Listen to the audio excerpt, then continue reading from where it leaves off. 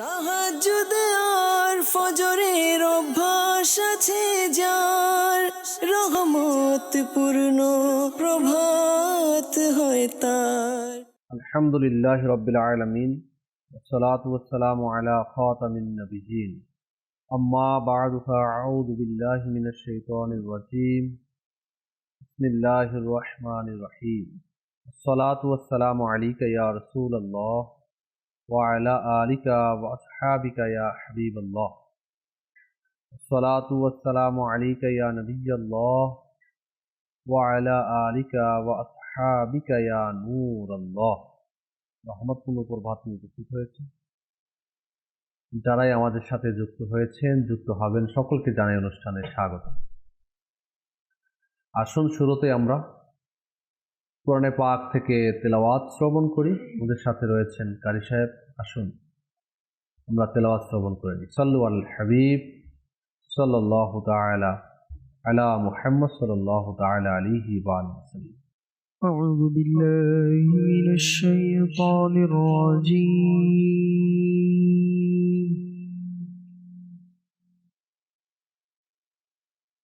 بسم الله الرحمن الرحيم.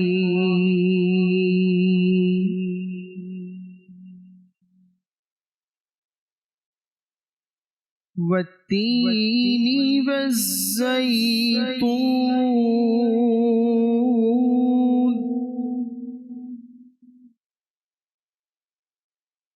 وطور سينين وهذا البلد الأمين.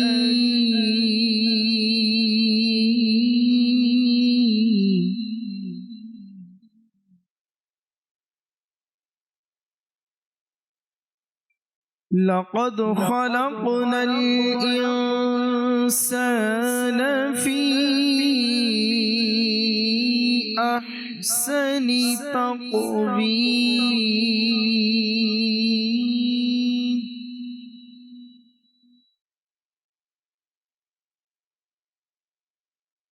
ثم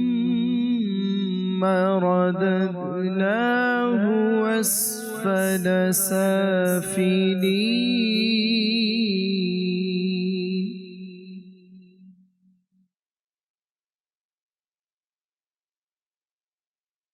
إلا الذين آمنوا وعملوا الصالحات فلهم أجر غير ممنون.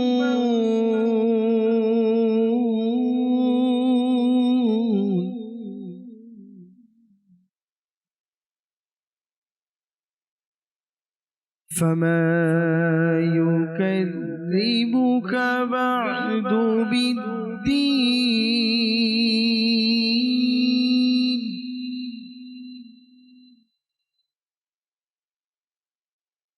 أليس الله بأحكم الحاكمين.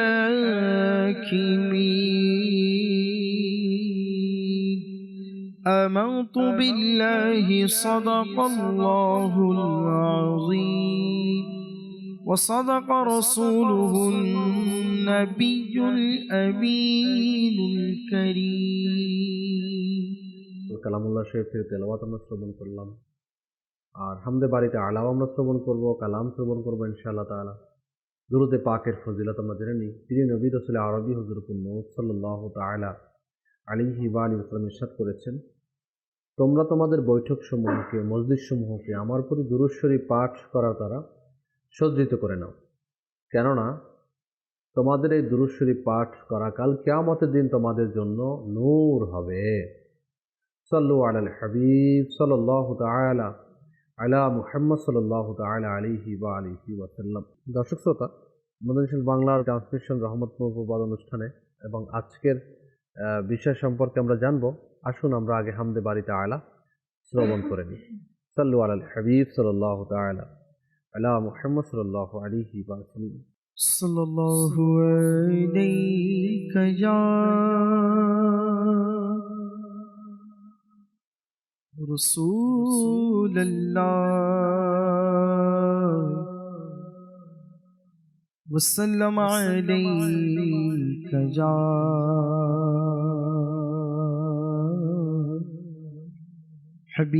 حبيب الله अल्लाह की सरताब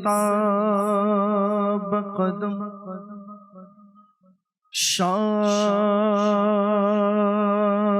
शान है ये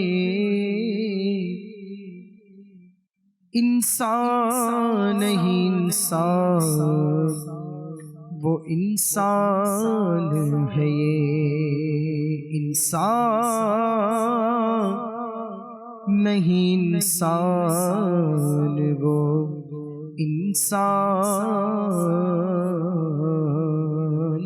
है ये और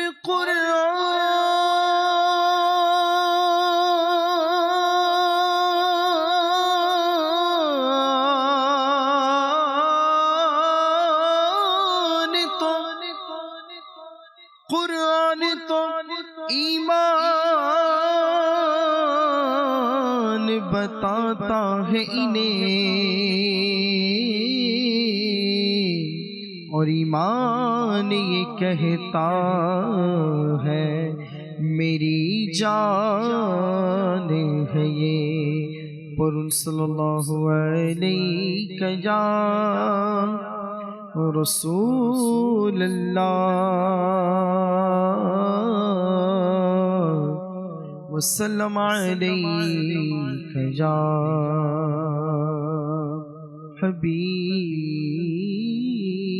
हबीब अल्लाह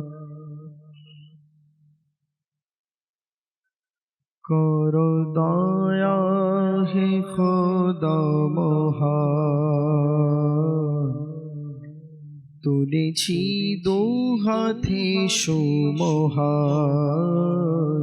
করো দয়া হে খোদা মহান তুলেছি দু হাতে সুমহান এ জমিনার এ আসমান তোমার অধীনে খোদা মহান মওলা এ জমিনার এ আসমান মওলা তোমার অধীনে খোদা মহান সবার প্রতি তুমি মেহেরবান যাব কোথায় বলো রহমান তুমি শোনো আমার আহ্বান তুমি শোনো আমার আহ্বান রেখো লাজ হাসরে দয়াবান করো দয়া হে খোদা মহান তুলেছি দু হাতে সুমহান হে মৌলা মৌলা মৌলা হে মৌলা মৌলা মৌলা হে মৌলা মৌলা মৌলা হে মৌলা মৌলা মৌলা অতি মহান তোমার শানমান মৌলা অতি মহান তোমার শানমান করে সবাই তোমার গুণগান মওলা অতি মহান তোমার শানমান করে সবাই তোমার গুণগান তুমি স্রষ্টা আমাদের ঈমান তোমার উপমানি রহমান তোমার কাছে আমার আহ্বান তোমার কাছে আমার আহ্বান করো গুনাহ ক্ষমা দয়াবান করো দয়া হে খোদা মহান তুলেছি দু হাতে সুমহান हे मौला मौला मौला हे मौला मौला मौला हे मौला मौला मौला हे मौला मौला मौला करो दया हे खुदा মহান তুলেছি দু হাতে সুমহান আমরা গরিব দুঃখী মুসলমান মৌলা আমরা গরিব দুঃখী মুসলমান আজ বিশ্বের মাঝে পেরেশান মৌলা আমরা গরিব দুঃখী মুসলমান আজ বিশ্বের মাঝে পেরেশান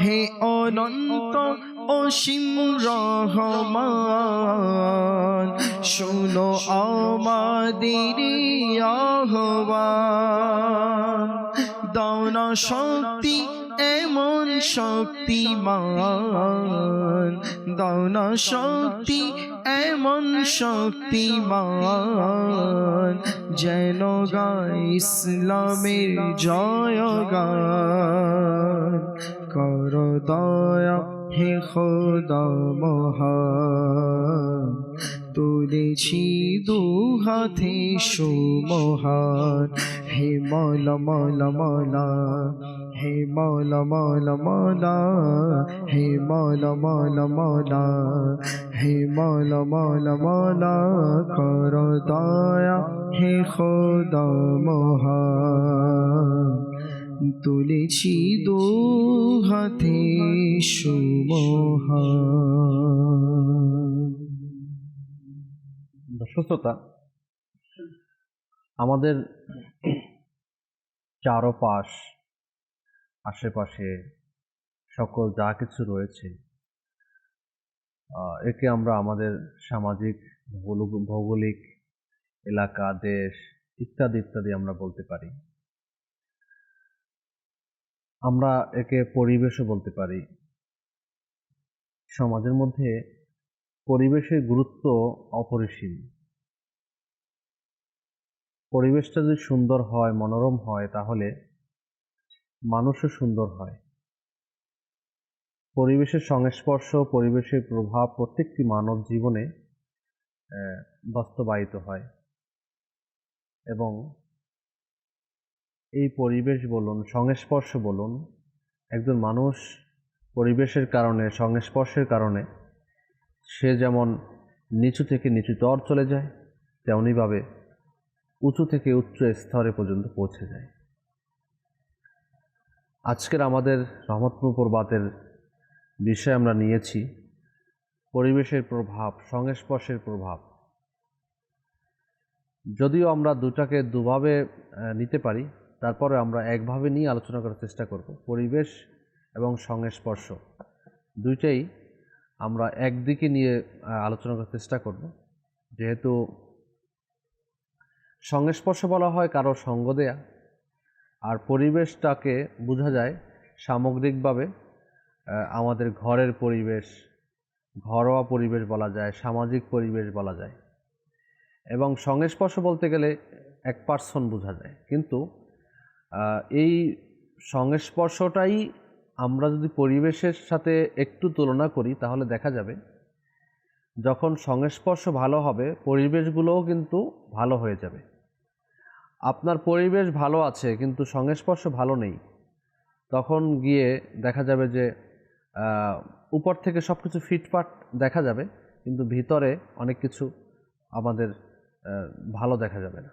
সেজন্য দুইটা গুরুত্ব অপরিসীম। আমরা এ নিয়ে আলোকপাত করার জন্য আমাদের স্টুডিওতে উপস্থিত হয়েছেন আমাদের কালিম মাদানী এবং নাসির মাদানী। শুরুতেই কালিম ভাইয়ের কাছে যাব, বিষয় তো জেনেই নিয়েছেন, প্রথমে কি বলবেন এই ব্যাপারে? বিসমিল্লাহির রহমানির রহিম। প্রথমে যখন বিষয়ের কথা বলছিলেন তখনই আমার মাইন্ডে রাসূলুল্লাহ সাল্লাল্লাহু আলাইহি ওয়াসাল্লামের একটি হাদিসে কারিমা চলে আসলো। রাসূলুল্লাহ সাল্লাল্লাহু আলাইহি ওয়াসাল্লাম বলেছেন আস-সুহবাতু মুতাআসসিরা, সংস্পর্শ প্রভাব ফেলে। একজন বুজুর্গ বলছেন যদি কেউ আমাকে জিজ্ঞেস করে যে তুমি কেমন, তো আমি তার সম্পর্কে জিজ্ঞেস করার পূর্বে আমি তার কাছে জানতে চাইবো যে তুমি কার সাথে থাকো। আচ্ছা। তুমি কার সাথে থাকো, সে যখনই এটা বলে দেবে যে আমি অমুক অমুক ব্যক্তির সাথে থাকি, অমুক অমুক বন্ধুর সাথে থাকি, আমার উঠা বসা, আমার চলা ফেরা, কথাবার্তা অমুক ব্যক্তিবর্গের সাথে বা অমুক লোকদের সাথে, তাহলে আমি তৎক্ষণাৎ আমি বলে দিতে পারবো যে তুমি কেমন। কারণ মানুষ যেসব কথাবার্তা বলে সেগুলো তার সংস্পর্শের প্রভাবের কারণে বলে থাকে। যে যে পরিবেশের সাথে থাকে তার কথাবার্তা তদ্রূপ হয়ে যায়। জি। তার মানে পরিবেশটা বা সংস্পর্শ প্রভাব ফেলে। আমাদের বাংলা ভাষার মধ্যে একটা প্রবাদ বাক্য আছে যে সৎসঙ্গ স্বর্গবাস, অসৎসঙ্গে অসৎসঙ্গ সর্বনাশ। আর ফার্সিতে বলা হয় সোহবাতে সালেহ তোরা সালে কুনাত, সোহবাতে তালেহ তোরা তালে কুনাত। তো একটা ঘটনা মনে পড়ছে যে কয়েকজন যুবক ওই চুর করার জন্য বাপু শিপে যাচ্ছে। আচ্ছা। তো তারা ওই যে পানি জাহাজ আর কি, শিপে যাচ্ছে ঘোরার জন্য। তো এটা কয়েকদিনের সফর।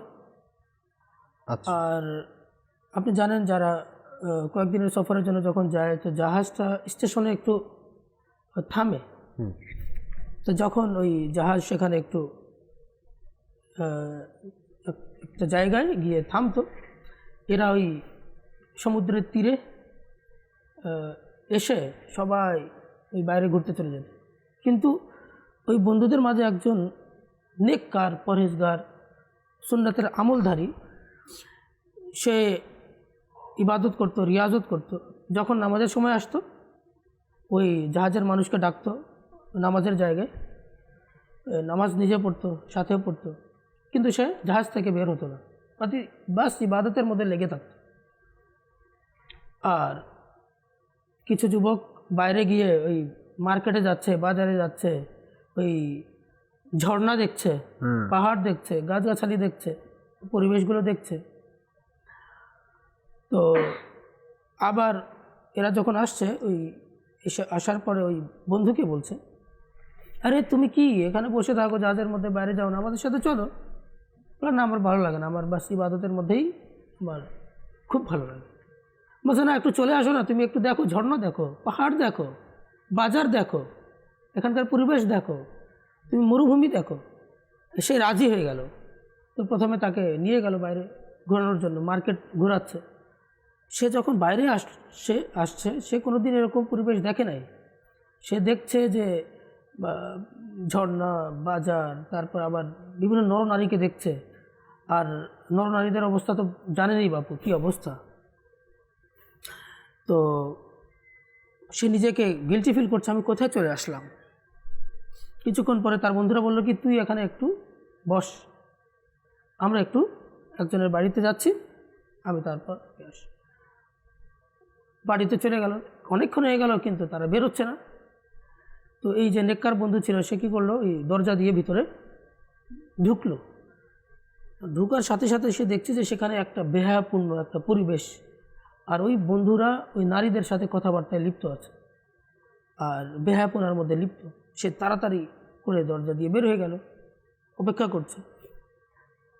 এ বলল, যখন তারা বের হয়ে আসছে, বলছে কি বাবা তোমরা কোথায় চলে গিয়েছিলে, ওই নারীদের সাথে বেহায়াপূর্ণ কথাবার্তা বলছিলে তোমরা। আচ্ছা তুই বুঝবি না, থাক এখানে থাক, বসে থাক। আবার ওই সবাই মিলে শিপে চলে আসছে। তো সেই রাত্রে সে ছটপট ছটপট করছে, পেরেশান। তো সে যে জিনিসগুলো দেখে আসছে ইতিপূর্বে, সে যেগুলো দেখে নাই তার মাইন্ডে কিন্তু সেগুলোই ঘুরছে, ওই বাজার, মার্কেট, নরনারী, ভ্যাপন কথাবার্তা মাথায় মধ্যে। সে এখন সারাদিন সারা রাত কেটে গেল। পরদিন তার বন্ধুদেরকে বলছে চল আমিও যাব ঘুরতে, পরদিন আমিও যাব ঘুরতে। আবার সে ঘুরতে গেল। তো তার আবার এই পরিবেশগুলো দেখলো, আবার কয়েকদিন এভাবে কেটে গেল। তো কয়েকদিন পর কী হলো, তার বন্ধুদেরকে বাদ দিয়ে সে একাই চলে গেল ওই পরিবেশের মধ্যে। আর গিয়ে মার্কেট ঘুরছে, ঝর্ণা দেখছে, আবার ওই ওই বাড়ির মধ্যে চলে গেল ওই নারীদের সাথে বেহায়াপূর্ণ কথাবার্তা বলার জন্য, নারীদের সাথে কথা বলছে। এদিক শিপ ছেড়ে যাবে, পাইলট আসলো, পাইলট এসে বলছে যে ওই ছেলেটা কই, ওই নেককার যুবকটা। তো বন্ধুদেরকে বলছে যে আমরা তো নিয়ে গিয়েছিলাম ঘোরার জন্য, সে এখন নিজেই চলে গেছে ঘুরতে। ওরা তোমরাও কেমন, যে সে একজন যুবক যে নেককার ছিল, মুত্তাকি ছিল, পরেজগার ছিল, নামাজি ছিল, তোমরা তাদেরকে ঘোরানোর জন্য নিয়ে গেলে, এখন সে ছেলেটা কোথায় চলে গেল? ওই পরিবেশের মধ্যে চলে গেল। তো কী কারণে হয়েছে এটা? সংস্পর্শ। বন্ধুরা কি ছিল? বন্ধুরা খারাপ পরিবেশের অন্তর্ভুক্ত ছিল, আর তার নেককার বন্ধুকে কী করলো, গুনাহপূর্ণ ইয়ার মধ্যে চলে গেল। তো পরিবেশটা যখন চেঞ্জ হয় বাপু, তো প্রভাবটা ফেলে। সে যখন শিপের মধ্যে ছিল, কোনো কিছু দেখে নাই, সেই ইবাদতের মধ্যে মশগুল ছিল, কিন্তু যখনই গুনাহপূর্ণ পরিবেশে গেল, সে গুনাহের মধ্যে লিপ্ত হয়ে গেল। তো আমাদের উচিত যে আমাদের সঙ্গ, আমাদের সংস্পর্শ, আমাদের বন্ধু বান্ধব, আমরা যাদের সাথে উঠা বসা করি, তারা যেন নেককার হয়, পরহেজগার হয়, তাহলেই আমরা নেককার হতে পারব। সংস্পর্শের আসলেই অনেক প্রভাব রয়েছে। নাসির মাদানী, সংস্পর্শের প্রভাব। সোহবত, যেটা সংস্পর্শ, এটা যখন কোনো ভালো বাচ্চার, একজন শিষ্টাচার বাচ্চার যখন ভালো শিষ্টাচার পায়, একটা আদব কায়দাওয়ালা একটা পরিবেশ পায়, তখন ওই বাচ্চাটা একটা ভবিষ্যতের একটা প্রজন্ম হয়ে গড়ে ওঠে। এভাবে কোনো স্টুডেন্ট যখন তার স্টাডি চালা অবস্থায় যখন ভালো একটা পরিবেশ পায়, তখন ওই ছাত্র ভালো একটা সমাজের শিক্ষিত একটা ব্যক্তিত্ব হিসেবে গড়ে ওঠে। আমাদের দৈনন্দিন জীবনেও যদি আমরা থাকাই, যারা কর্মজীবী রয়েছে তারাও তাদের কর্মজীবী অবস্থার মধ্যে, বা যারা পারিবারিক যারা ব্যক্তিত্ব রয়েছে, তাদের মধ্যে যদি ভালো পরিবেশ স্বামী স্ত্রীর মধ্যে যদি গড়ে ওঠে, যদি সুন্নতের আমিলওয়ালা, নেককার, পরহেজগার, তাকওয়াবান, তখন ওই ঘরের মধ্যে একটা খুশবু ছেয়ে যায়, ঘরের মধ্যে অশান্তি দূর হয়ে যায়, এবং সুহবতের কারণে, ভালো একটা পরিবেশের কারণে স্বামী স্ত্রীর মধ্যে একটা ভ্রাতৃত্ব, একটা মহাব্বতপূর্ণ বন্ধন সৃষ্টি হয়। এভাবে যে কোনো সেক্টরের মধ্যে, কর্মজীবনের মধ্যে, অল ওভার প্রত্যেক ব্যক্তিবর্গের ক্ষেত্রে বিষয়টা ফুটে ওঠে। যখন ভালো সংস্পর্শ পেয়ে যায় মানুষ, তখন তার জীবনটা হাসি খুশিতে থাকে, এবং তার দুনিয়া এবং আখিরাত দুটোটা কামিয়াব হয়ে যায়। মাশাআল্লাহ। আর এর বিপরীত যদি আমরা দেখি হুজুর, যখন মানুষ ছিল ভালো, কিন্তু হয়তো বা লাস্ট পর্যায়ে গিয়ে, অথবা কোনো কর্মের কারণে শেষ পর্যায়ে গিয়ে যখন তার কাজটা যখন খারাপ ব্যক্তিবর্গের সাথে উঠা বসা হয়ে যায়, তাদের লেনদেনটা যখন খারাপ ব্যক্তিবর্গের সাথে হয়ে যায়, তখন যে সারা জীবনে ভালো ছিল, তার সারা জীবনের ভালোর আমল সবগুলো নষ্ট করে সে সামান্য একটা সময়ের, সীমিত সময়ের একটা খারাপ সংস্পর্শের কারণে সেও খারাপ হতে বাধ্য হয়ে যায়। এবার আলহামদুলিল্লাহ বর্তমানে আমাদের খাজা গরিবে নওয়াজ রহমতুল্লাহ তাআলা আলাইহির মুবারক উরুস শরীফ এর ফয়েজ বন্টন হচ্ছে। তো আমার খাজা গরিবে নওয়াজ রহমতুল্লাহ তাআলা আলাইহি অনেক সুন্দর ইরশাদ ফরমাইয়েছেন যে ভালো সহচর্য, উত্তম সহচর্য, উত্তম আমল, নেক আমল করার চেয়ে শ্রেয়। মানুষ যদি বা নামাজি হোক, তাহাজ্জুদ গুজার হোক, মানুষ যত ভালো কাজ করুক না কেন, ওই ভালো কাজ করার চেয়ে শ্রেয় বলা হচ্ছে, শ্রেষ্ঠ বলা হচ্ছে, যখন ওই বান্দা কোনো তাহাজ্জুদ গুজার, নেককার, পরহেজগার, মুত্তাকি বান্দার সাথে উঠা বসা করবে।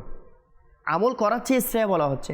আচ্ছা, এর বিপরীত ইরশাদ ফরমাইয়েছেন আমার খাজা গরিবে নওয়াজ রহমতুল্লাহ তাআলা আলাইহি যে মন্দ কাজ সম্পাদন করা, মন্দ কাজ, এটা যারা মন্দ ব্যক্তিত্ব রয়েছে, যারা সবসময় জীবনটা আল্লাহ পাকের নাফরমানির মধ্যে কাটায়, সবসময় আল্লাহ পাকের নাফরমানি ব্যতীত তাদের জীবন কাটে, তাদের দৈনন্দিন জীবন কাটে নামাজ কাজার মধ্যে, বেহায়া পড়ার মধ্যে, নাচ গান, ফিল্ম ড্রামার মধ্যে, আল্লাহ পাকের নাফরমানির মধ্যে যারা খারাপ সংস্পর্শ রয়েছে। তো খারাপ সংস্পর্শে থাকা মন্দ আমল করার চেয়ে খারাপ। অর্থাৎ কেউ একবার কোনো ভুল ত্রুটির কারণে কেউ একটা মিথ্যা বলে দিল, সাপোজ, তো কোনো মুসলমান যদি হয়ে থাকে, মিথ্যা বলার পর তার মধ্যে একটা অনুশোচনা আসবে, হায় হায়, আমি তো মিথ্যা বলে দিলাম, আমি তো একটা গীবত করে ফেললাম, একটা পরনিন্দা করে ফেললাম, খারাপ একটা গুনাহ হয়ে গেলাম। তো এটা একটা এহসাস আসে, অনুভূতি আছে। আর যখন বান্দা খারাপ ব্যক্তিবর্গের সাথে উঠা বসা করে, তখন তার ওই অনুভূতিটা পর্যন্ত চলে যায় যে আমি একটা মন্দ কাজ করে ফেললাম, অথবা সুদ খেয়ে ফেললাম বলে, একটা অনুভূতিটা পর্যন্ত ওই সংস্পর্শের কারণে চলে যায়। সেজন্য বলা হচ্ছে সৎ সঙ্গের কারণে মানুষ জান্নাতি হতে পারে এবং অসৎ সঙ্গের কারণে মানুষ জাহান্নামী হতে পারে। এজন্য সোহবত, সংস্পর্শ, এটা আমাদের বুঝতে হবে যে আমি এই সংস্পর্শ কার সাথে যুক্ত হচ্ছি, এটা আমাদের খুবই জরুরি রয়েছে জানা। আমরা আরও এই টপিকের ব্যাপারে আলোচনা শুনবো ইনশাল্লাহ। কালাম শ্রবণ করি, এরপর আমরা আসবো, আবারও আমাদের টপিকে ফিরবো ইনশাআল্লাহ তাআলা। জি, কালাম। কি মহান শান ও মর্যাদা তোমার, কি মহান শান ও মর্যাদা তোমার, কি মহান শান ও মর্যাদা তোমার। হয়নি সৃজন ভবে উপমা তোমার, হয়নি সৃজন ভবে উপমা তোমার। কি মহান শান ও মর্যাদা তোমার, কি মহান শান ও মর্যাদা তোমার। হয়নি সৃজন ভবে উপমা তোমার, হয়নি সৃজন ভবে উপমা তোমার। এই পৃথিবীতে ধনী হোক বা গরীব,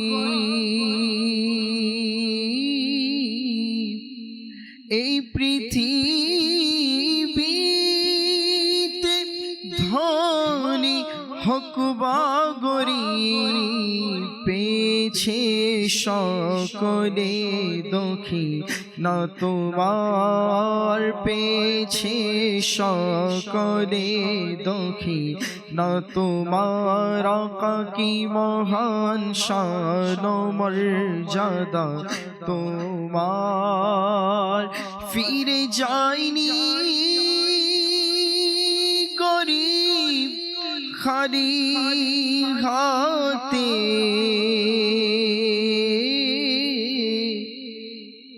ফিরে যায়নি গরীব খালি হাতে। প্রিয় নবী অঢেল খজানা তোমার, প্রিয় নবী অঢেল খজানা তোমার। কি মহান শান ও মর্যাদা মার, হয়নি সৃজন ভবে উপমা তোমার। বাদশাহ বাদশাহ গেল সে,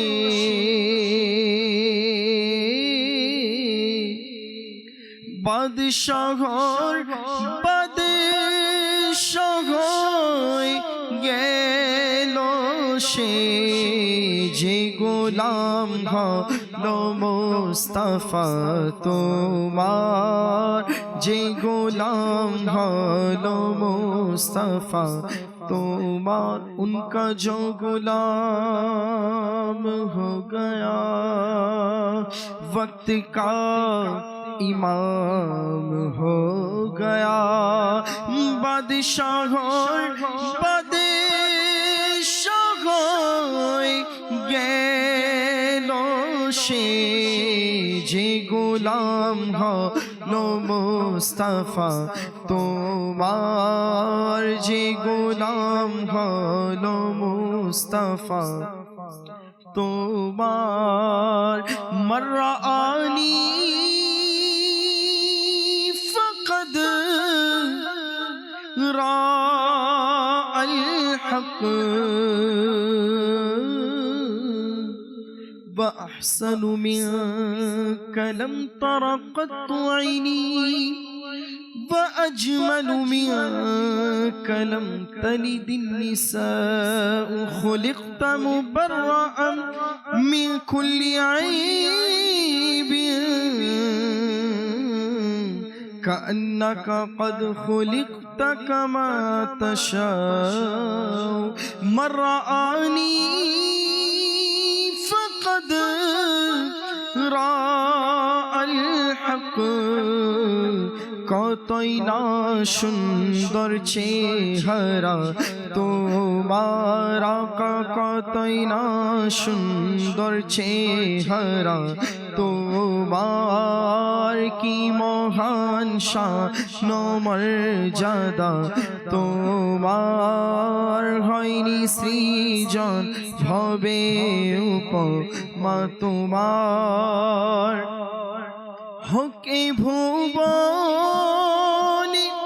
বা হাসর মাঠে, হকে ভুবনে বা হাসর মাঠে, প্রিয় নবী উচ্চ মর্যাদা তোমার, হে নবী উচ্চ মর্যাদা তোমার, কি মহান শান মর্যাদা তোমার।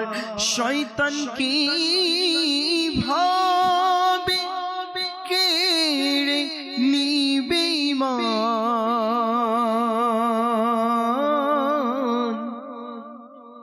तूने इस्लाम दिया, तूने जमात में लिया, मेरे आका आका, तूने इस्लाम दिया, तूने जमात में लिया, अब कोई फिरता है एतिया तेरा। शैतान की भावे केड़े नीबे ईमान, ताओ आबार है आका देया तुम्हार, ताओ आबार है आका देया तुम्हार, की মহান শান মর্যাদা তোমার, হয়নি সৃজন ভবে উপমা তোমার, হয়নি সৃজন ভবে উপমা তোমার।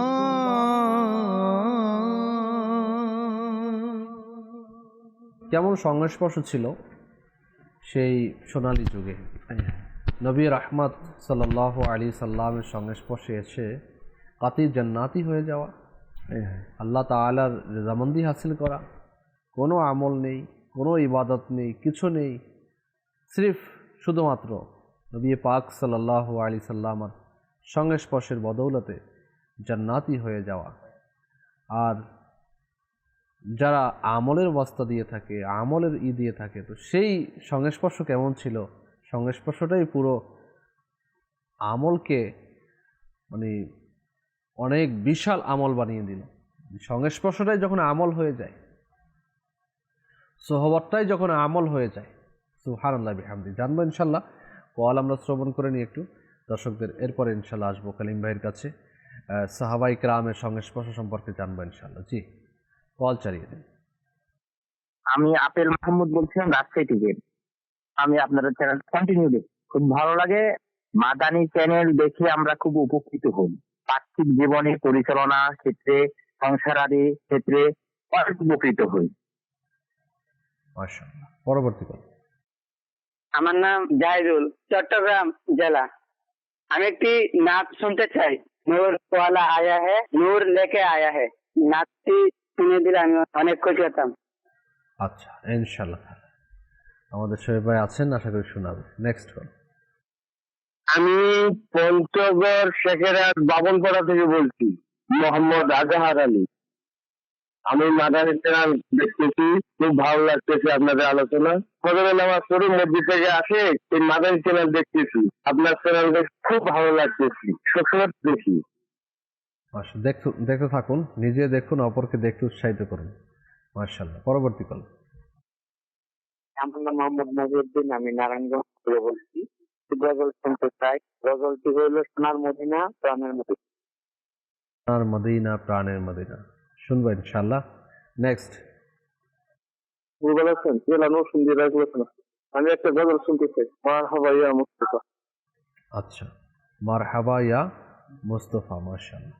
জি, নেক্সট কল। আমার নাম মোহাম্মদ ওবায়দ, আমি ঢাকা থেকে বলছি। রহমতপূর্ণ অনুষ্ঠানটি অনেক সুন্দর লাগে, এখানে সুন্দর সুন্দর কালাম শোনানো হয়, সুন্দর সুন্দর মাদানী ফুল দেওয়া হয়। আমি আল্লাহ তাআলার কাছে দোয়া করি আল্লাহ তাআলা যেন এই মাদানী চ্যানেলকে আরো উন্নতি দান করুন। আমিন আমিন বিজাহি নবীল আমিন সাল্লাল্লাহু আলাইহি ওয়াসাল্লাম। মাশাআল্লাহ, আল্লাহ তাআলা আপনাকেও বরকত দিক। যারাই আমাদেরকে কল করেছেন কষ্ট করে, আল্লাহ তাআলা আপনাদের এই কষ্টকে কবুল ও মঞ্জুর করুন। আমাদের উৎসাহ প্রদান করেছেন কল করে। আমরা একটু আলোচনায় যাচ্ছি, এরপর কালাম আবার শ্রবণ করবো। জি কালিম ভাই। বাপু, এক স্কুলের মধ্যে বা কলেজের মধ্যে নতুন একটা টিচার এসছে। তো টিচার নামাজি, মুত্তাকি, পরহেজগার, নামাজও আদায় করেন যথাযথভাবে। আর পূর্বের যে টিচারগুলো ছিল তারাও নামাজি, কিন্তু তাদের মধ্যে একজন বেনামাজি, বাস আলাদাভাবে থাকে, একা থাকতে পছন্দ করে, আল্লাহর ইতাআত নাই, ফরমাবরদারি নেই, সৎ সাহচর্য নাই। তো পূর্বের যে টিচারগুলো ছিল বলতে এই লোকটাই, সে তো কথাই বলা যাবে না, নামাজও পড়ে না, কিছু করে না, তাকে ছেড়ে দিছে একেবারে, থাক। কিন্তু যে নতুন টিচার এসছে সে দেখলো কি ব্যাপার, সবাই নামাজ আদায় করে, আমরাও নামাজ আদায় করি, কিন্তু সে একা থাকে। দেখি এনার সাথে কথা বলে কি অবস্থা। তো একা বসেছিল, সালাম দিল, তার সাথে গিয়ে বসলো, নাম জিজ্ঞেস করলো, কথাবার্তা হলো। সে বলল কি যে আচ্ছা ভাই, আপনি কোথায় থাকেন? অমুক জায়গায় থাকি। বলে আমি চাচ্ছি আমি আপনার সাথে থাকবো, আপনার সাথে ওই যে ঘরে আপনি থাকেন সেই ঘরে আমি থাকবো, কিন্তু টেনশন করবেন না। বলে ভাড়া কিন্তু আমি শেয়ার করব, ভাড়ার জন্য টেনশন করবেন না যে আমি ভাড়া আমি ফ্রিতে থাকবো, আমরা অর্ধেক করতে ইনশাল্লাহ আমরা শেয়ার করে নেব। আচ্ছা ঠিক আছে, চলো। এরা দুজন গেল। ফার্স্ট ডে, প্রথম দিন যখন ওই সকালে উঠলো, তাদের জন্য ওই প্রভাতটাই রহমতপূর্ণ প্রভাত ছিল। ওই যে নেককার যে টিচার, সে কী করলো, প্রথমে উঠে পুরো ঘর ঝাড়ু দিল, ঘর ঝাড়ু দিয়ে পরিষ্কার পরিচ্ছন্ন সব কিছু করে ওই লোকটার জন্য, যে বেনামাজি ছিল, তার কলিগ আর কি, তার জন্য চা বানালো। চা বানিয়ে বলছে ভাই আপনার জন্য 1 কাপ চা, এটা আমার জন্য। চলে গেল। এভাবে কিছুদিন মানে দিন অতিবাহিত হচ্ছে। একদিন ছিল হলিডে, ছুটির দিন। আবার ওই নেককার বন্ধু কী করলো, আবার ওই চা রান্না করলো। চা রান্না করার পরে বসে খাচ্ছে, খেতে খেতে তো আজান হয়ে গেল। তো বলছে ভাই থাক, এখন আমরা কথাটা বন্ধ করি, আমি যাচ্ছি নামাজ আদায় করতে। এই যখনই যাচ্ছে তো বলছে কি, আপনি যদি চান আমার সাথে যেতে পারেন, ভালো হবে নামাজ। চলো আমরা যাই। আজ জিজ্ঞেস করছে আচ্ছা নামাজ পড়লে তুমি কি পাও? আমি অন্তরে প্রশান্তি পাই। তাই নাকি, চলো দেখে যাই। দুজন গিয়ে নামাজ আদায় করলো। নামাজ আদায় করার পরে রুকু করলো, সাজদা করলো, কিরাত করলো। মসজিদ থেকে যখনই বের হচ্ছে তো নেককার বন্ধু ওকে জিজ্ঞেস করছে যে আগে বেনামাজি ছিল, ভাই কি পেয়েছো? তো সে বলছে আমি অন্তরে প্রশান্তি পেয়েছি। আচ্ছা বাবু, আপনি একটু চিন্তা করে দেখুন, এই লোকটা তো আগে নামাজ পড়ে নাই, তার নামাজের অবস্থা কী হবে? জানি না তার রুকু কেমন হবে, তার সাজদা কেমন হবে, তার কেরাত কেমন হবে, কিন্তু সে প্রশান্তি পেয়েছে। মসজিদ থেকে বের হয়ে সে কী বলছে, আমি প্রশান্তি পেয়েছি। আলা বিযিক্রিল্লাহি তাতমাইন্নুল কুলুব, কে নিশ্চয়ই আল্লাহ তাআলার জিকিরের মধ্যে কী রয়েছে, প্রশান্তি রয়েছে। হ্যাঁ, তো সে যখন আল্লাহর জিকিরের মধ্যে মশগুল হয়েছে তো আল্লাহ তাআলা তার অন্তরে প্রশান্তি ঢেলে দিয়েছেন। সুবহানাল্লাহ। আচ্ছা, এই ঘটনা থেকে আমরা কি শিক্ষা পেলাম? যে কিছু কিছু লোকের মাইন্ড এটা থাকে, এ ভালোই হবে না, একে বোঝানোর কোনো দরকার নেই, একে কিছু বললেও শোনে না। কিন্তু আসলে এরকম হওয়া উচিত না। তোমরা বুঝাও, বোঝানোটা মুমিনকে উপকার দেয়, ফায়দা দেয়। তো ইনি ছিলেন হেকমতপূর্ণ ব্যক্তি, হেকমতওয়ালা ব্যক্তি, জ্ঞানী ব্যক্তি, প্রজ্ঞাময় ব্যক্তি। সে কিন্তু ছেড়ে দেয় নাই, একটা হিকমত অবলম্বন করলো, প্রজ্ঞা অবলম্বন করলো, তাকে নিয়ে গেলো বাড়িতে, তার সাথে আগে নিজের সংস্পর্শ তাকে দিল, তার সাথে একটা ভালো একটা আচরণ করলো, ভালো একটা পরিবেশ সৃষ্টি করলো, নিজের কথাকে মানানোর জন্য একটা পরিবেশ সৃষ্টি করলো। যে আমি যে আসলে কারো প্রতি জোর খাটাবো, কারো আমার কথা শোনাবো কাউকে, তাহলে তাকে তো আগে কিছু একটা করতে হবে। এখন দেখা যায় যে যার নুন খায় তার গুণ গায়, এরকম একটা কথা আমাদের সমাজের মধ্যে রয়েছে। তো সেই কারণে আমরাও যদি এরকম কিছু করতে চাই, বদাকার যারা চায় নিজের বন্ধুকে গুনাহের কাজে লিপ্ত করতে, তারাও কিন্তু এ ধরনের কিছু দেয়। এক জায়গায় গেলাম কিছুদিন আগে বয়ান করতে, তো আমি বয়ান করছি, আর একজন ইসলামী ভাই আমাকে দূর থেকে, মানে আমার আশপাশে যাদের দাড়ি ছিল না তারা বসেছিল মাহফিলে, অনেক সময় নাত খাওয়ার চলে আসে, দাড়ি থাকে না, দূর থেকে আমাকে বারবার ইশারা করছে, হুজুর, মানে দাড়ির উৎসাহ দেওয়ার, মানে আপনি দাড়ির কথা বলুন। এখন আমার বয়ানের মধ্যে ডিস্টার্ব হচ্ছে, উনি বারবার ইশারা করছে।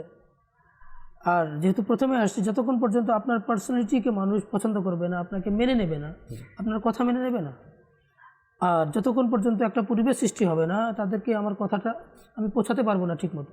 উনি আমাকে বারবার প্রোগ্রামে দেখাচ্ছে, কিন্তু প্রোগ্রামের মাঝে আমি বললাম যে আসলে সব কথা সব জায়গায় বলতে হয় না, প্রত্যেকটা কথার একটা স্থান আছে, স্থান কাল পাত্রভেদে কথা বলতে হয়। তারপর আসল কথা হচ্ছে যে আমরা প্রথমে চাই কি যেন বাস একদিনের জন্য একজন কী হয়ে যায়, বেলায়েতের মাকাম পর্যন্ত যেন পৌঁছে যায়। কিন্তু আমি এর সুন্নাত নিষেধ করেছেন এর ব্যাপারে।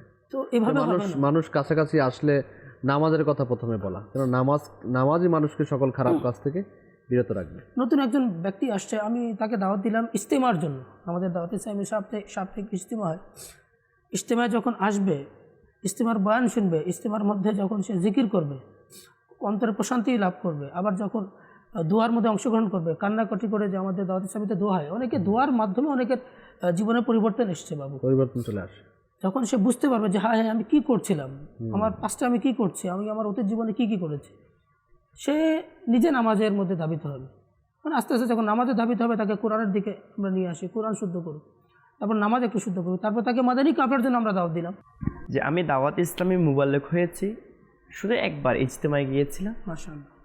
ইজতেমায় যাওয়ার পর শুধুমাত্র ইজতেমার পরে একটা মানে আপন ভ্রাতৃত্বপূর্ণ একটা মিশুকতা, একটা ভাইয়া মদিনা কেমন আছেন, মাশাআল্লাহ, একটা আন্তরিকতাপূর্ণ একটা আচরণের কারণে, একটা সংস্পর্শের কারণে অনেকে এটা বলতে বাধ্য হয় যে আজকে আমি পরিবর্তন, আজকে আমি সুন্নতের অনুসারী।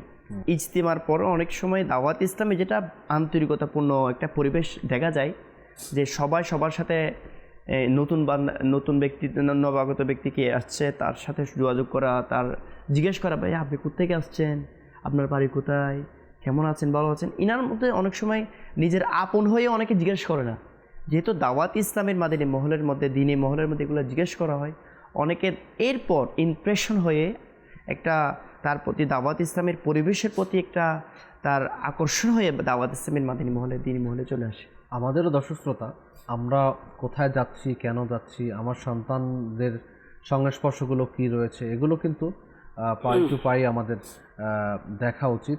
আর নয়তো দেখা যাবে যে আমার সন্তান যদি কোনো নেশাখোরের সাথে সংস্পর্শ লেগে যায়, আর যদি সে খারাপ কাজের সাথে জড়িত হয়ে যায়, তখন আপনি তো বলতে পারছেন না, আস্তে আস্তে আস্তে আস্তে করে সে আপনার খারাপের দিকে চলে যাবে।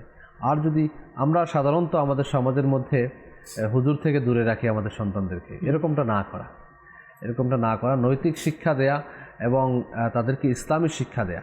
আপনি আপনার সন্তানকে দুনিয়াবী শিক্ষা দেয়া তো নাজায়েজ এবং গুনাহ নয়, কিন্তু যখন মসজিদে ইমামের সংস্পর্শে থাকবে, ভালো একজন নেককার ব্যক্তির সাথে সংস্পর্শে থাকবে, দাওয়াত ইসলামী মুবাল্লিগদের সাথে সংস্পর্শে থাকবে, দাওয়াত ইসলামের দ্বীনি পরিবেশের সাথে সংস্পর্শে থাকবে, তখন দেখা যাবে সে আপনার মায়ের কি হক রয়েছে, বাবার কি হক রয়েছে, ভাইয়ের কি হক রয়েছে, বোনের কি হক রয়েছে, স্ত্রীর কি হক রয়েছে, ছেলেমেয়ের কি হক রয়েছে, এ সম্পর্কে তার যথেষ্ট জ্ঞান অর্জিত হবে। এবং তিনি এই দুনিয়াবী শিক্ষার পাশাপাশি এই সংস্পর্শের বদৌলতে, কেননা সে প্রাতিষ্ঠানিকভাবে তো শিক্ষা অর্জন করছে না, এখন জামিয়াতুল মদিনা যারা পড়ছেন তারা প্রাতিষ্ঠানিক শিক্ষা পাচ্ছেন, মাদ্রাসাতুল মদিনা যারা পড়ছেন তারা প্রাতিষ্ঠানিক শিক্ষায় শিক্ষিত হয়ে তারা কোরআনে হাফিজ হচ্ছেন, কারি হচ্ছেন, আর জামিয়াতুল মদিনা আলিমে দিন হচ্ছেন। এখানে নিজে তো মাসআলা শিখছেন, অন্যকে মাসআলা শিখানোর মতো যোগ্যতা অর্জন করছেন, এই সংস্পর্শটাই। কিন্তু যেহেতু যারা দুনিয়াবী শিক্ষায় শিক্ষিত হচ্ছে তারা কিন্তু এই প্রাতিষ্ঠানিক শিক্ষাটা পাচ্ছে না, সেজন্য সংস্পর্শ শিক্ষাটা আমাদের খুবই জরুরি রয়েছে। এটা যদি আমরা অর্জন করতে পারি এবং অর্জন করাতে পারি, তাহলে দেখা যাবে আমাদের সমাজের মধ্যে যে খারাপ কাজগুলো, আমাদের আজকের নওজোয়ান মাদকাসক্তির দিকে চলে যাচ্ছে, এর কারণ কি? এর কারণ যদি আপনি করতে, তাহলে মাদকাসক্তির সাথে তার সংস্পর্শ, যে মাদকাসক্ত হয়েছে সেই আসক্তর সাথে সংস্পর্শ থাকার কারণে তার বন্ধু হোক, অথবা তার পাড়ার ছেলে হোক, অথবা দূরবর্তী হোক, অথবা আপনার রুমমেট হোক, যে কেউ তো মাদকসেবী হবে। আর নয়তো এমনিতে তার কাছে মাদক চলে আসে নাই, এমনিতে কি ইয়াবা চলে আসে নাই, হিরোইন চলে আসে নাই, এমনিতে আপনার এই যে আপনার SDL নাকি যে বলে, তা কি চলে আসে নাই। তো আসার পিছনে তো সংস্পর্শের একটা অনেক বড় অপশন থাকে, তাই না? তো এই সংস্পর্শটা আমি কার কাছে দিলাম? আমি আমার সন্তানকে ইউনিভার্সিটি হলে দিয়ে দিলাম, তো এখানে কার সংস্পর্শে আছে? আমার সন্তান স্কুলের ম্যাচে থাকে, আমি সেখানে কার সংস্পর্শে আছে? অথবা সে চাকরিজীবী হোক, এই চাকরিজীবী থাকাকালীন কার সংস্পর্শে রয়েছে সেটাও আমাদের দেখার বিষয়। কেউ যদি আমাদের দেশ থেকে বিদেশে সফর করে, আপনার যাদেরকে আমরা প্রবাসী বলি, আমাদের বাংলাদেশের যে রেমিটেন্স যোদ্ধা যাদেরকে আমরা বলি, তো তাদের সংস্পর্শগুলো কী রয়েছে সেটাও কি আমাদের মহাব্বতে জানা উচিত। তাদেরকে চার্জ করে নয়, মহাব্বতে জানা উচিত। মহাব্বতে, কেননা দেখা যায় অনেক এই রেমিটেন্স যোদ্ধা গিয়ে যোদ্ধা আর থাকে না, সে কাহিল হয়ে যায় মাদক সেবীর কারণে, জুয়ার কারণে ইত্যাদি অনেকগুলো কারণ রয়েছে। তো এগুলো একদিনে কিন্তু হয় না, সংস্পর্শের কারণে হয়। আমরা খারাপ কাজ করে থাকি, একদিনে কিন্তু হচ্ছে না, আস্তে আস্তে করে আসহাবত মুআথিরা যে কথা বলা হয়েছে, যে সহবত আসর করে থাকে, তো সেই জিনিসগুলো আমাদের কি বুঝতে হবে। সেজন্য আমাদের যথেষ্ট খেয়াল রাখতে হবে। আমরা আলোচনা আসবেন ইনশাআল্লাহ তারা কিছু আমাদের সোশ্যাল মিডিয়া দর্শকদের সাথে নেই, কালাম শুনতে চাচ্ছেন, মদিনা যাওয়ার দাও না ইজাজত।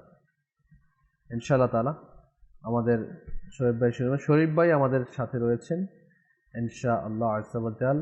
খাগড়াছড়ি থেকে আমাদের সাথে দেখতে পাচ্ছেন রহমতুল বরবাদ, তারপরে রাকিন আহমদ ভাই,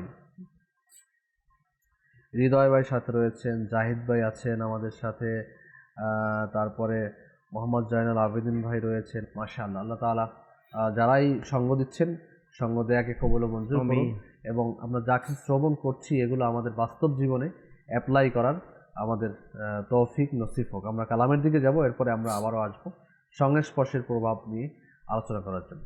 জি,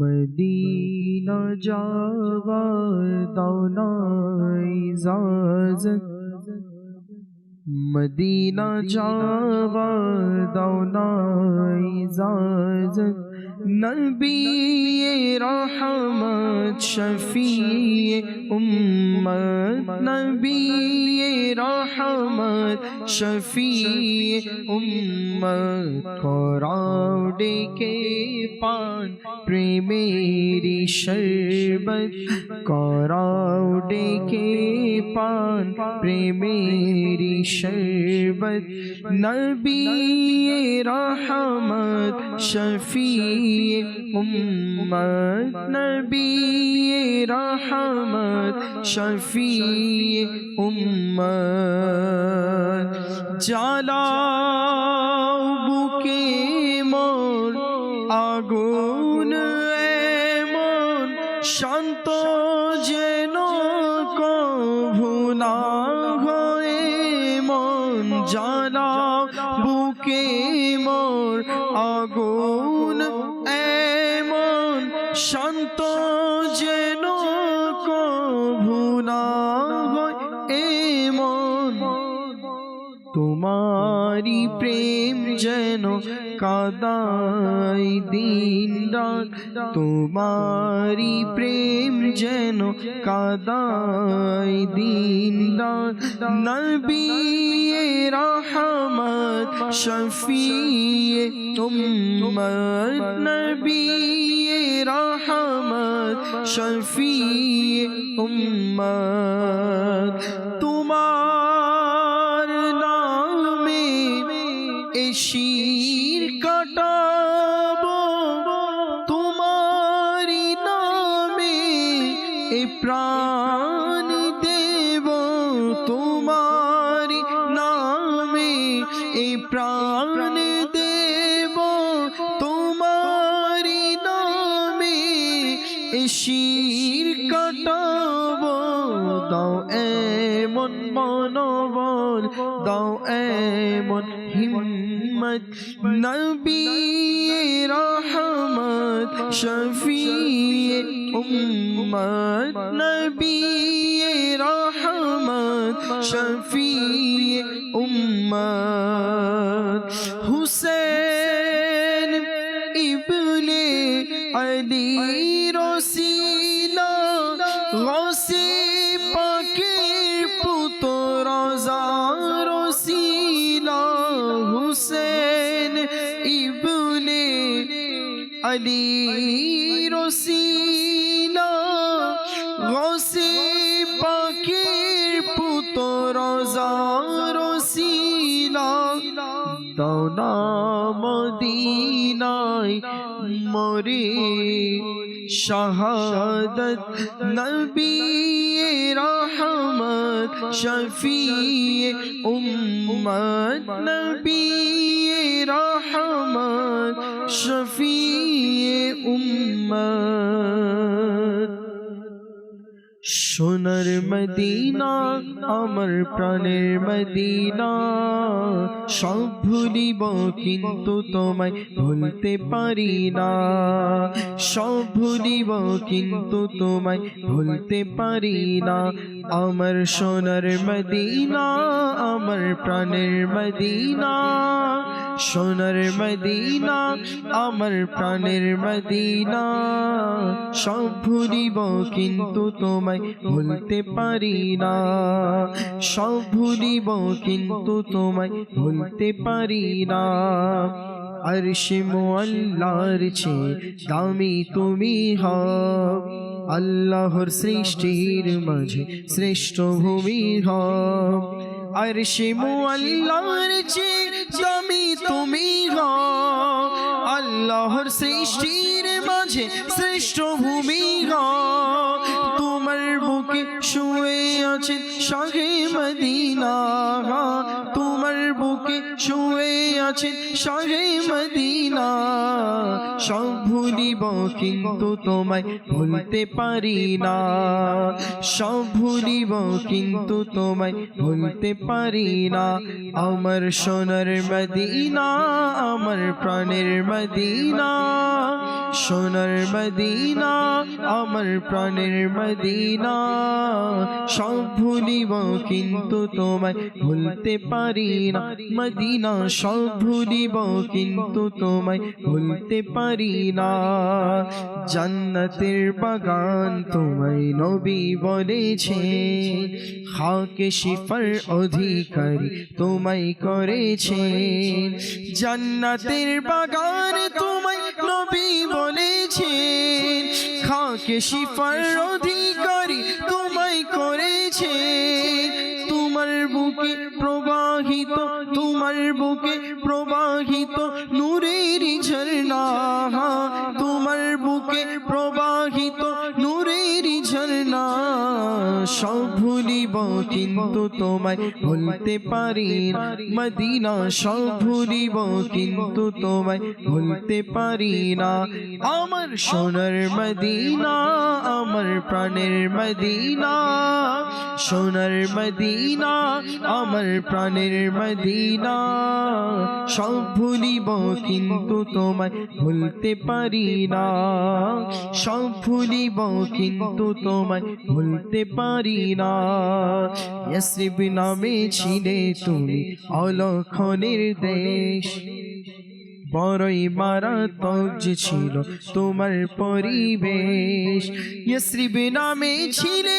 তুমি অলক্ষণের দেশ বড়ই মারাত্মক যে ছিল তোমার পরিবেশ নবীর ছোঁয়া পেয়ে হলে সোনার মদিনা নবীর ছোঁয়া পেয়ে হলে সোনার মদিনা সব ভুলিব কিন্তু তোমায় ভুলতে পারি না সব ভুলিব কিন্তু তোমায় ভুলতে পারি না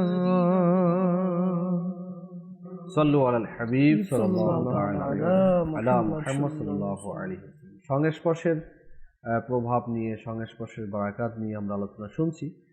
সময় আমাদের হাতে একেবারে শেষের দিকে চলে আসছি। লাস্ট কিছু মাদানী আল্লাহ সুবহানাহু ওয়া তাআলা কোরআনে কারীমের মধ্যে ইরশাদ করেছেন ইয়া আইয়ুহাল্লাযীনা আমানুত্তাকুল্লাহা ওয়া কুনু মা'আস সাদিকিন হে ঈমানদারগণ তোমরা পরহেজগারিতা অবলম্বন করো ওয়া কুনু মা'আস সাদিকিন এবং সত্যবাদীদের সঙ্গে হয়ে যাও সত্যবাদীদের সাথে থাকার জন্য বলা হয়।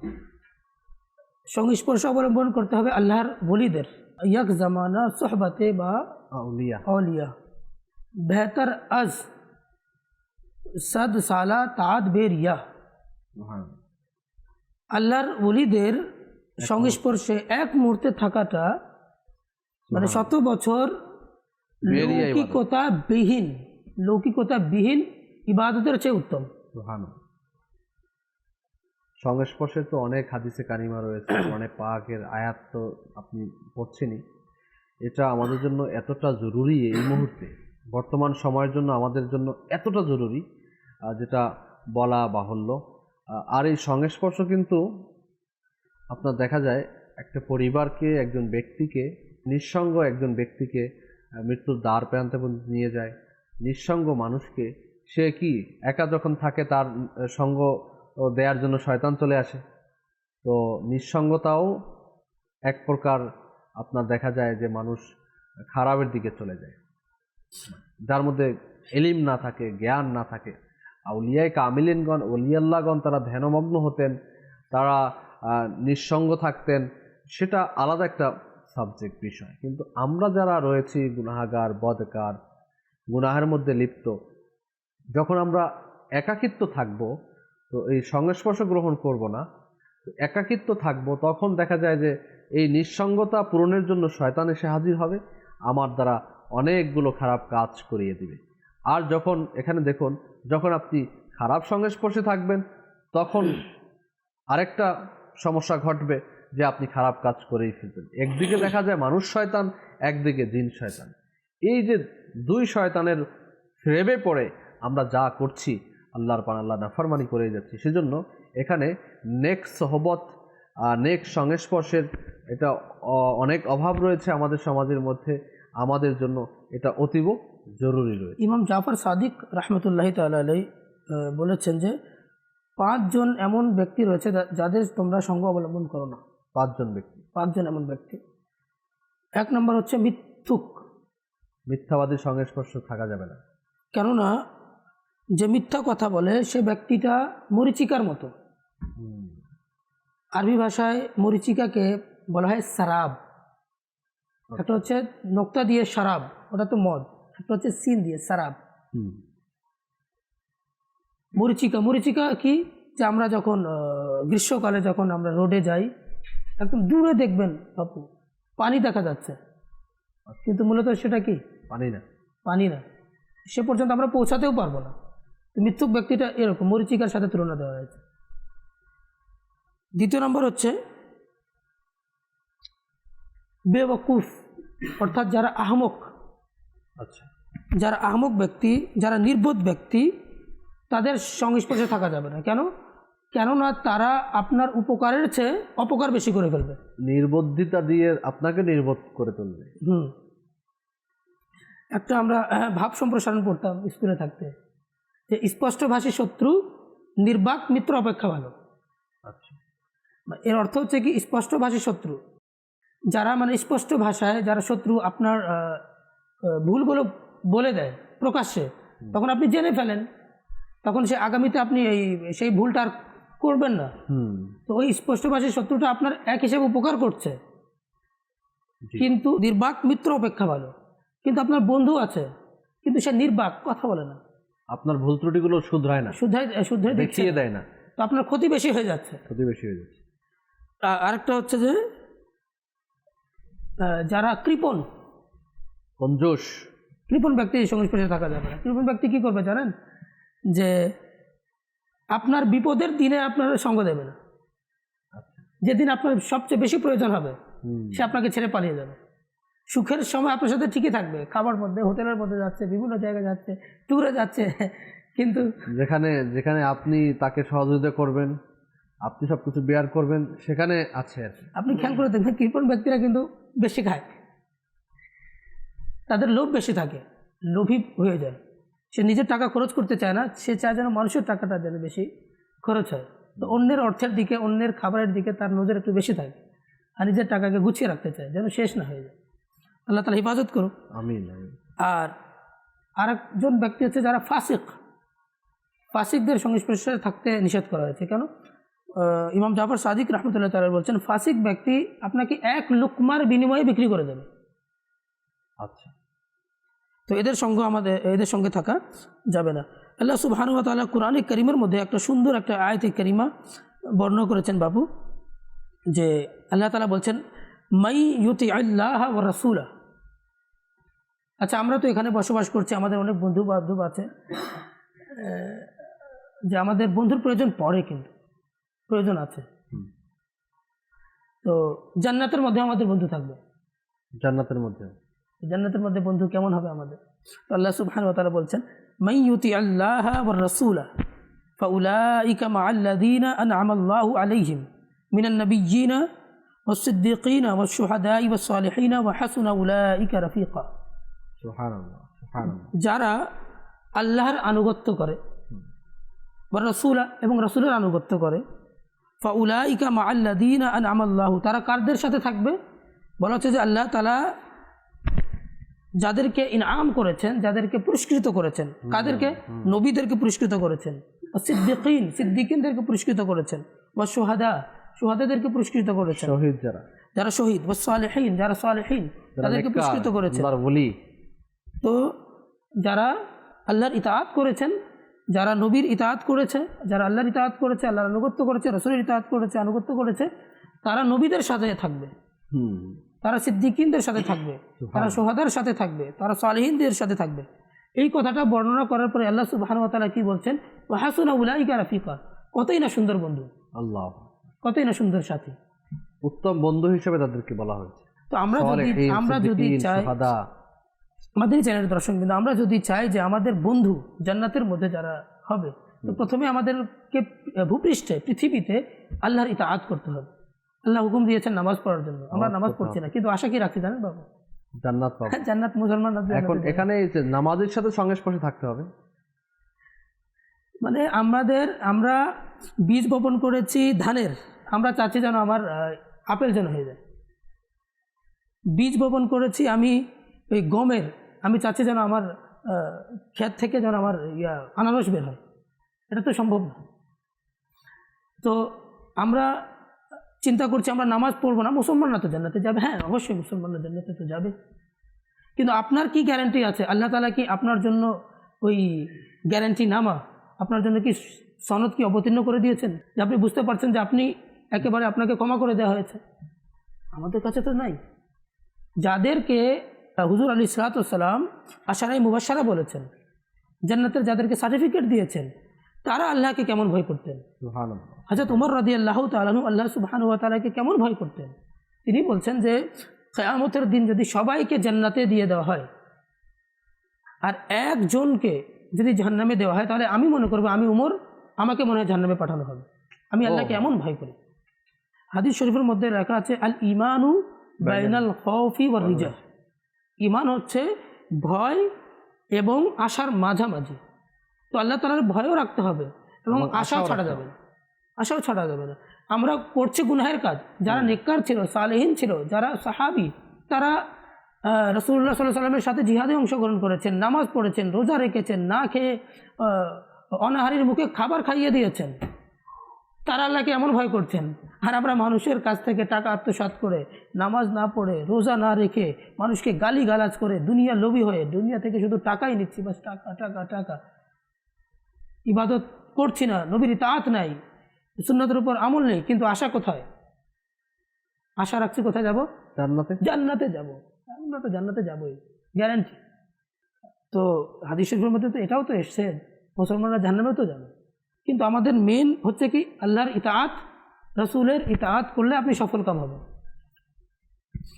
জান্নাতের আশাও রাখতে হবে, আল্লাহ তাআলার ভয়ও রাখতে হবে। মাঝে মাঝে আল্লাহ তাআলার ভয় না থাকে তাহলে তো বেপরোয়া হয়ে যাব, বেপরোয়া জীবন। না আমি কাউকে মানবো, না আমি কিছু পালন করব, না কারো নেককারদের সংস্পর্শ গ্রহণ করব। দেখুন না, সেই শুরু থেকে আজও অবধি এখনও কিন্তু আল্লাহর ওলিদের সংস্পর্শে মানুষ গিয়ে থাকে। আল্লাহর ওলিদের মাজার শরীফে হাজিরদের কারণ কি? সোহবতের জন্যই তো, সংস্পর্শের কারণে। তার যে সংস্পর্শে যারা থেকেছেন, বখতিয়ার কাকি রহমতুল্লাহ তাআলা আলাইহি, দেখুন না, ওনার এক একজন খলিফা, একজন সংস্পর্শে যারা থেকেছেন তাদের অবস্থা দেখুন, তারাও এক একজন আল্লাহ তাআলার ওলি হয়েছেন। গৌসে পাক রহমতুল্লাহ তাআলা আলাইহি, ওনার সোহবত যারা থেকেছেন, সংস্পর্শে যারা থেকেছেন, এভাবে করে আল্লাহর ওলিদের সংস্পর্শে যারা থেকেছেন, এগুলো আমাদেরকে শিখিয়েছেন। যেমন দাতা গঞ্জে বক্স রহমতুল্লাহ আলাইহি, ওনার মাজার শরীফের আপনার খাজা মঈনুদ্দিন চিশতি রহমতুল্লাহ আলাইহি 40 দিন চিল্লা করেছেন, সংস্পর্শে থেকেছেন। এটা হচ্ছে, দেখুন এখানে আমাদের বোঝার ব্যাপার যে জীবদ্দশায়ও সঙ্গ লাভ করা যায়, আবার ইন্তেকালের পরেও সঙ্গ লাভ করা যায়। ইন্তেকালের পরে সংস্পর্শ লাভ করার একটা পদ্ধতি হচ্ছে ওই বুজুর্গানের দিনের লিখিত কিতাব পাঠ করা। আসলে এই সংস্পর্শ অনেক বড় একটা জিনিস। দর্শকতা, সংক্ষিপ্ত সময়ে আমরা এতটা এই বড় আলোচনা করা সম্ভব না। সংস্পর্শ নিয়ে আলোচনা করতে গেলে এক একজন আল্লাহর ওলিদের, তাবিঈনদের, তাবিঈনদের, সাহাবাই কেরামের যখন আমরা আলোচনা শুনবো, তাদের সংস্পর্শে এক একজন কীভাবে নিজের জীবনকে পরিবর্তন করেছেন, সেই জিনিসগুলো আমরা যখন শিখবো, জানবো, তখন দেখা যাবে যে অনুষ্ঠানের সময় তো চলে যাবে কিন্তু কথা শেষ হবে না। এজন্য আমাদের উচিত এই সংস্পর্শ যারা লাভ করেছেন তাদের বই অধ্যয়ন করা, তাজকিরাতুল আউলিয়া কিতাব রয়েছে, এগুলো অধ্যয়ন করা, মসনবী শরীফের কথা বলা হয়েছে। এভাবে করে আমরা যদি ওলিয়া আল্লাহদের জীবনী অধ্যয়ন করি এবং নিজের জীবনে বাস্তবায়ন করি, এবং আমি পরামর্শ দিয়ে থাকি, মোবালিগরাও পরামর্শ দিয়ে থাকে, দাওয়াত ইসলামী যে দিনী পরিবেশের সাথে নিজেকে সংস্পর্শে সম্পৃক্ত করে রাখা, তখন দেখা যাবে ইনশাআল্লাহ তাআলা সাপ্তাহিক ইজতিমাতে আসার বদৌলতে, মাদানী কাফেলায় আসার জন্য এই যে সংস্পর্শগুলো একটু একটু একটু করে দিলে আমরা ইনশাআল্লাহ তাআলা দুনিয়াতে এবং আখিরাতে উত্তম হতে পারবো। সময় সংক্ষিপ্ত, আমরা নাসির ভাইকে যেতে পারছি না, অত্যন্ত দুঃখিত। मेरे हुजूर पर सलाम, मेरे हुजूर पर सलाम, मेरे हुजूर पर सलाम, खुदा के नूर पर सलाम, अस्सलाम या नबी, अस्सलाम या नबी, अस्सलाम या नबी। मुस्तफ़ा जाने रहमत पे लाखों सलाम, शम्अ बज़ में हिदायत पे लाखों सलाम। जी सुहानी घड़ी चमका तैबा का चाँद, जी सुहानी घड़ी चमका तैबा का चाँद, उस दिल अफरोज साअत पे लाखों सलाम। मेरे हुजूर पर सलाम, मेरे हुजूर पर सलाम, अस्सलाम या नबी, अस्सलाम या नबी, अस्सलाम या नबी। गौसे आज़म इमाम तो का बन्नो का, जलवाए शान कुदरत पे लाखों सलाम।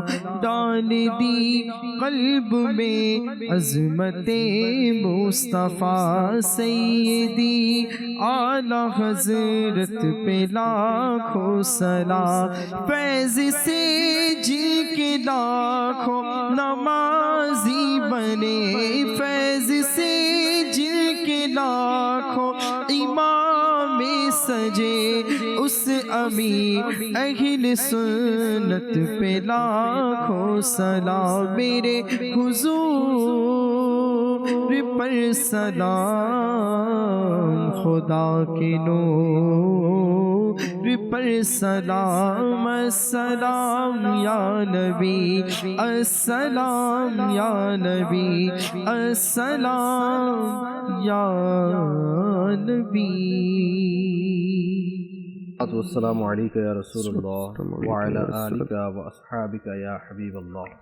सुब्हानक अल्लाहुम्मा व बिहम्दिका ला इलाहा इल्ला अंता अस्तगफिरुका व अतूबु इलैक।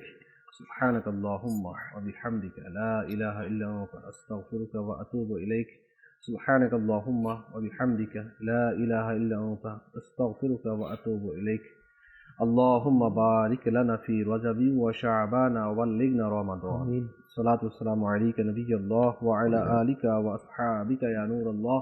ला इलाहा इल्लल्लाह मुहम्मदुर रसूलुल्लाह सल्लल्लाहु अलैहि। তাহাজ্জুদ আর ফজরের অভ্যাস আছে যার, রহমত পূর্ণ প্রভাত হয় তার।